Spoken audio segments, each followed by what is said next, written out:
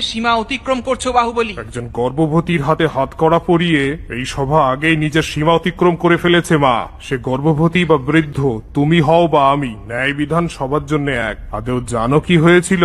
কি হয়েছিল দেবসেনা? শিবালয় সব মহিলাদের একপাশে ডাকা হয়েছিল। ভেতরে যাওয়ার বাহানায় সে সবার গায়ে হাত দিচ্ছিল। আমার সাথেও এটাই করতে যাচ্ছিল। মিথ্যে বলছে মহারাজ। তাই ওর আঙুল কেটে দিয়েছি। ভুল করেছ দেবসেনা। মহিলাদের গায়ে যারা হাত দেয়, আঙুল না কেটে কাটতে হয় তাদের গলা।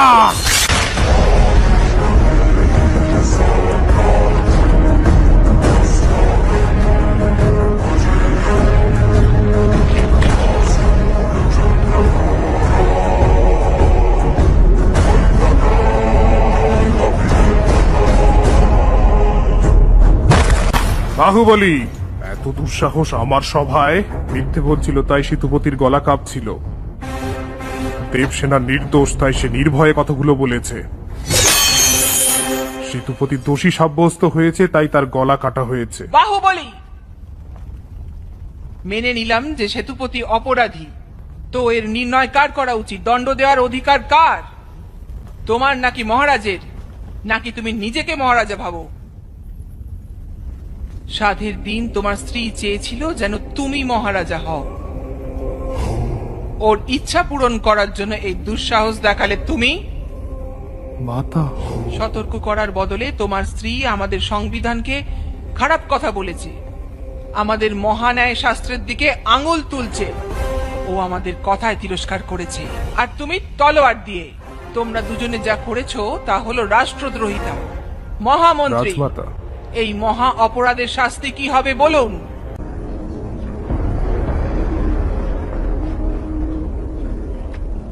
রাজ পরিবারের কারোর দ্বারা যদি কোনো অপরাধ হয় তবে তাকে রাজমহল থেকে সর্বদা বহিষ্কার করা হয়। রাজমাতা, এটাই করা হোক। তোমরা দুজনে এখন এই মুহূর্তেই, এই অবস্থাতেই রাজ প্রাঙ্গণ থেকে বেরিয়ে যাও। একদিকে আপনার বিধান, অপরদিকে আপনার শেখানো ধর্ম, এই দুটোর মধ্যে আমার তলোয়ার ধর্মর দিকেই যাচ্ছে। মাতা, পদ নিয়ে নেওয়া হোক বা আমাকে বের করে দেয়া হোক, মাহিষ্মতির সেবার জন্য, তাকে রক্ষা করার জন্য আমি সর্বদা প্রস্তুত থাকব। তোমার চোখে ঘুম কি করে আসছে? ও প্রজাদের প্ররোচিত করছে। কি কোনো কষ্ট থাকলে আমার কাছে এসো, মহারাজের কাছে যাওয়ার দরকার নেই। কিছু তো চাল চলছে। সে কালকের মধ্যে ওর মুন্ডু আমার হাতে চাই। আমার মুন্ডু? তোমার মুন্ডু তোমার হাতেই থাকবে। যাও। ভাল্লা প্রভু। ভাল্লা, কর মুন্ডু। আর কার? বাহুবলীর। তুমি কি পাগল হয়েছো? তুমি এত নিচে নেমে গেছো কি তাকে খুন করিয়ে দেবে? হ্যাঁ, ও স্ত্রী আর ওর গর্ভস্থ সন্তানকেও আমি হত্যা করব। আল্লাহ, আপনি যদি মাঝে আসেন তবে ভুলে যাব যে আপনি আমার পিতা।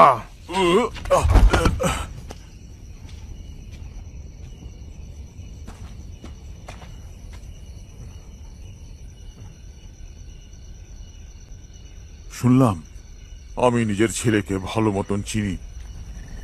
ও যদি মনে মনে কিছু ঠিক করে তাহলে সে করেই ছাড়বে। এটা বাহুবলীকে এক্ষুনি জানাতে হবে। সে কি মানবে? বাহুবলী ছল কপট জানে না। সে মানবে নাকি তার ভাই এত নিচে নেমে গেছে? এখন শুধু একটাই রাস্তা। সেটা কি? সেটা তোমার হাতে আছে কুমার, আমার হাতে। ভল্লাল দেবের হত্যা করতে হবে।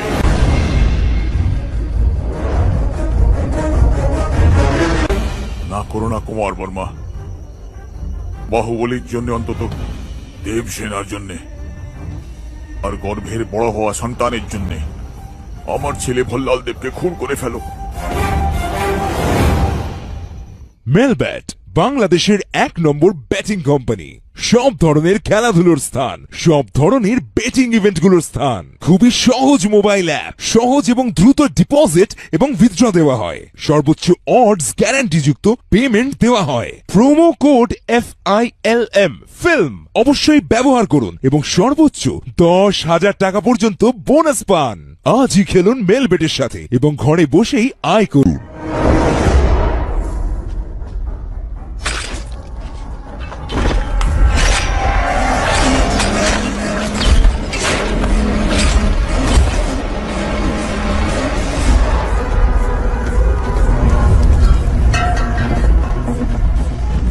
কুমার বর্মা, সময় সব কাপুরুষদের বীর হওয়ার একটা সুযোগ করে দেয়। সেই মুহূর্তটি এখনই।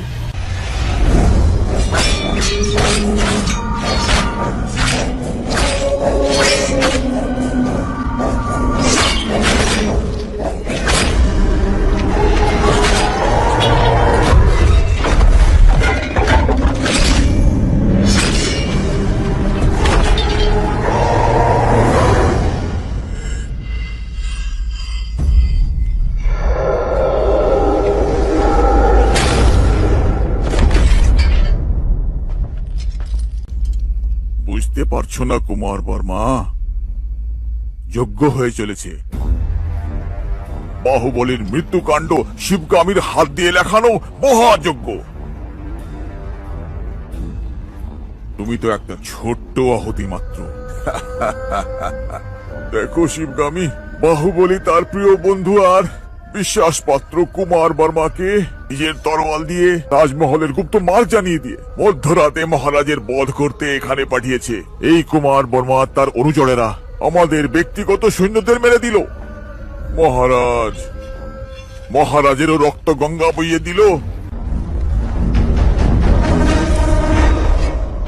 এত সবকিছু হওয়ার পরে আর কি ভাবনা চিন্তা করা? বাহুবলীকে মরতে হবে। এখন আর কি ভাবছো শিবগামী? রাজমাতা হওয়ায় নিজের কর্তব্য পালন করো, নিজের মমতার কাছে পরাস্ত হও না।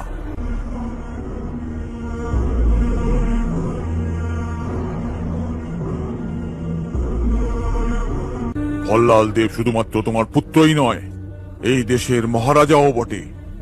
আর যে মহারাজকে মারতে চায় তার মৃত্যুদণ্ড পেতেই হবে।